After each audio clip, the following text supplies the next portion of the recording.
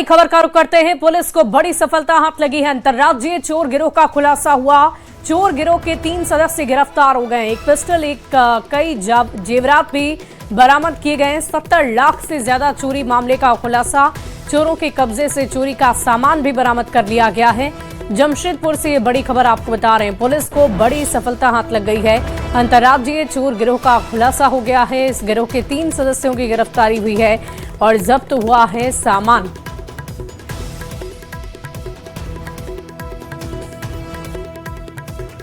Technical investigation करते हुए तथा अन्य पहलुओं पर अनुसंधान करते हुए कुल 3 लोगों को पटना से संदेह के आधार पर लाया गया।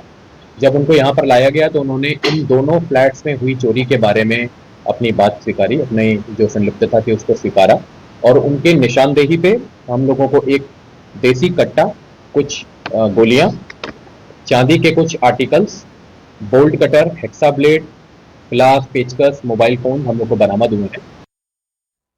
और देखिए, झारखंड में सबसे सुरक्षित माने जाने वाली राजधानी रांची में अपराधी बेखौफ हैं और पुलिस उनका सुराग तक लगाने में विफल साबित हो रही है। नगरी में रंगदारी की मांग को लेकर फायरिंग और घर से चोरी की बड़ी घटना ने खाकी के खौफ पर सवाल खड़े कर दिए हैं।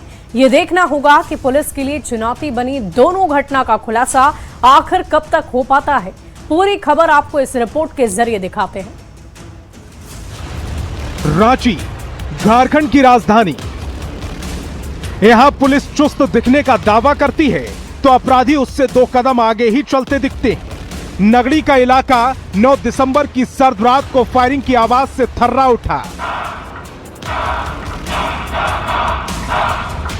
यहां 1-2 नहीं बल्कि 7 राउंड फायरिंग की गई। फायरिंग का आरोप लगा कुख्यात राहुल सिंह गैंग पर। कुहासे की वजह से सीसीटीवी में केवल फायरिंग और बाइक की आवाज ही कैद हुई। किसी का चेहरा नहीं दिख सका। कारोबारी के घर से कुछ दूर जाकर अपराधियों की बाइक हादसे की शिकार हो गई, जिसकी वजह से पुलिस को बाइक के साथ कारतूस के खोखे मिल सके। और राहुल सिंह गिरोह के द्वारा पहले रंगदारी मांगी गई और उसके बाद फिर फायरिंग की वारदात को अंजाम दिया गया। बता दें कि न सिर्फ 1-2 बल्कि आपको हम दिखाने की कोशिश करेंगे। यहाँ 1, 2, 3, 4, 5, 6 और 7 जो फायरिंग है की घटना को अंजाम दिया गया है। दरअसल नगरी के एक कारोबारी को गैंग की ओर से 5 करोड़ की रंगदारी मांगी गई थी। नहीं देने पर जान से मारने की धमकी भी दी गई थी। पुलिस को कारोबारी ने सूचना भी दी, लेकिन आरोप है कि सुरक्षा के लिए पुलिस ने कोई कदम नहीं उठाया। गिरोह का नाम से 5 करोड़ का फिरौती के लिए कि दिया जाए, नहीं तो जान माल का खतरा है कह के बाल बच्चे को, परिवार को, सबको खतरा है। उसके बाद कल की रात को ये फायरिंग हुई है। एक तरफ जहां अपराधी घर के बाहर खुलेआम फायरिंग कर रहे हैं तो दूसरी ओर घर के भीतर भी सामान सुरक्षित नहीं है। नगरी में ही चोरों ने एक घर को निशाना बनाया। घर के लोग जब बाहर थे उस वक्त ताला तोड़कर घर में घुसे और करीब 3 लाख की संपत्ति पर हाथ साफ कर दिया। अभी तक चोरों का सुराग पुलिस को नहीं लग सका है। आके देखे तो घर का ये ताला भी तोड़ा हुआ था, गोदरेज का भी ताला तोड़ा हुआ था। सारा सामान चोरों के ले गए। कैश और जेवर लगभग 2 से 3 लाख रुपए के बीच में था। हाँ, वो सारा ले गए। तो 7 बजे के आसपास पुलिस को सूचना दिया गया। उसके बाद 2 घंटे के बाद पुलिस यहाँ पे हमारे यहाँ मतलब पहुंचे और चोरी का सारा चीज जांच किए। राजधानी रांची की पुलिस को सबसे तेज और सबसे सतर्क माना जाता है, लेकिन अपराधी आते हैं, फायरिंग करते हैं, घरों से चोरी करते हैं और आराम से फरार हो जाते हैं। पुलिस हमेशा की तरह देर से मौके पर पहुंचती है और सांप निकल जाने के बाद लकीर पीटती दिखती है। जरूरत है पुलिस के अपराधियों से 2 कदम आगे रहने की, ताकि अपराध की वारदात को होने से पहले रोका जा सके और आम शहरी चैन की नींद सो सके। न्यूज़ 18 के लिए रांची से ओम प्रकाश की रिपोर्ट। और अब बात करते हैं हाथी के आतंक की। रामगढ़ के कुजू वन क्षेत्र में हाथियों का आतंक जारी है। हाथी के हमले से अब तक 6 लोगों की जान भी जा चुकी है। कई घर क्षतिग्रस्त हो गए, जिससे लोगों में दहशत का माहौल है। हाथियों के झुंड ने कुजू वन क्षेत्र में जमकर उत्पात मचाया है। 2 होटल 2 घर को पूरी तरीके से तहस-नहस कर दिया।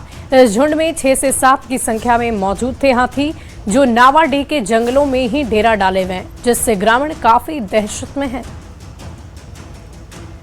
ये हाथियों के झुंड के द्वारा नवाडी पंचायत में किसानों के घर एवं फसलों को काफी नुकसान पहुंचाया जा रहा है। हम वन विभाग से मांग करते हैं कि इनके जो नुकसान हुआ है इनका जल्द से जल्द भरपाई किया जाए। और देखिए, रामगढ़ वन प्रमंडल के कई इलाकों में हाथियों का खतरा अब तक टला नहीं है। शुक्रवार की सुबह 18 हाथियों का एक झुंड रामगढ़ रांची NH 33 पार कर सिद्धवार मसमोहना की ओर बढ़ गया। वहीं 7 हाथियों के अलग अलग झुंड कूजू वन क्षेत्र के अलग अलग इलाकों में डेरा डाले हुए हैं। हाथियों के उत्पात से इस हफ्ते 6 लोगों की जान भी गई है, जबकि इस साल अब तक 11 मौतें हो चुकी है। वन विभाग ने 5 क्विक रिस्पांस टीम तैनात की और लोगों से सतर्क रहने की अपील की है। रामगढ़ वन प्रमंडल में हाथियों का उत्पात लगातार जारी है, क्योंकि पूरा 42 हाथियों का झुंड है।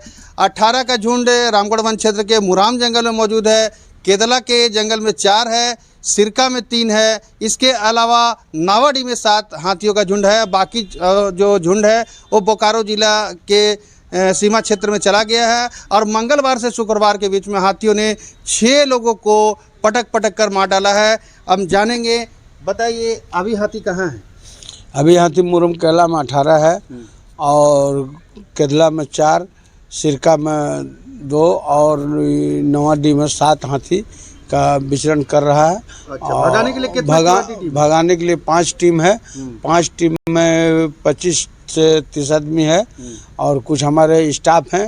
सारे लोग मिलकर रात भर। आपके यहाँ स्टाफ की कमी है क्या? स्टाफ के यहाँ हमारे यहाँ कमी है, अभी मात्र 20 गो स्टाफ है मेरे यहाँ। और रात भर जगते हैं हम लोग सायरन बजाते हैं, मशाल जलाते हैं। फिलहाल हाथियों का जो डर है, आतंक है, वो अभी भी जारी है। और यहाँ पर वन विभाग की 5 QRT टीम हाथियों को भगाने के प्रयास में जुटी हुई है, लेकिन खतरा अभी टला नहीं है। जावेद खान, न्यूज़ 18 रामगढ़।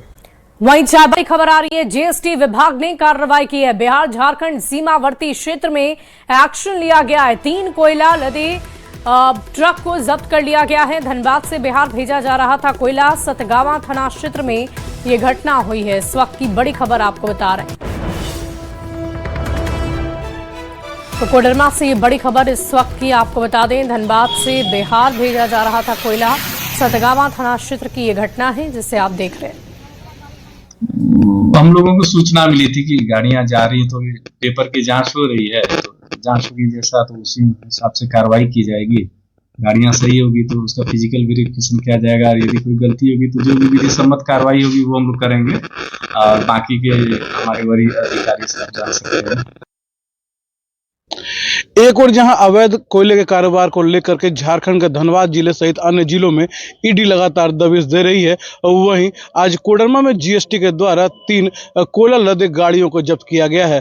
बताया जाता है कि इन दिनों अवैध कोयले की ढुलाई कोडरमा के रास्ते बिहार और यूपी तक कराई जा रही है। अब बता दें कि फिलहाल जिस जब्त गाड़ी की बात हम कर रहे हैं, इस जब्त गाड़ी के कागजातों की जांच GST विभाग के द्वारा कराई जा रही है और इस जांच के बाद ही यह मामला स्पष्ट हो पाएगा कि यह 3 गाड़ियां में लदे कोयले वैध थे या अवैध। रितेश लोहानी, न्यूज़ 18 कोडरमा। यहाँ रुकते हैं, छोटे से ब्रेक के लिए जल्द हाजिर होंगे।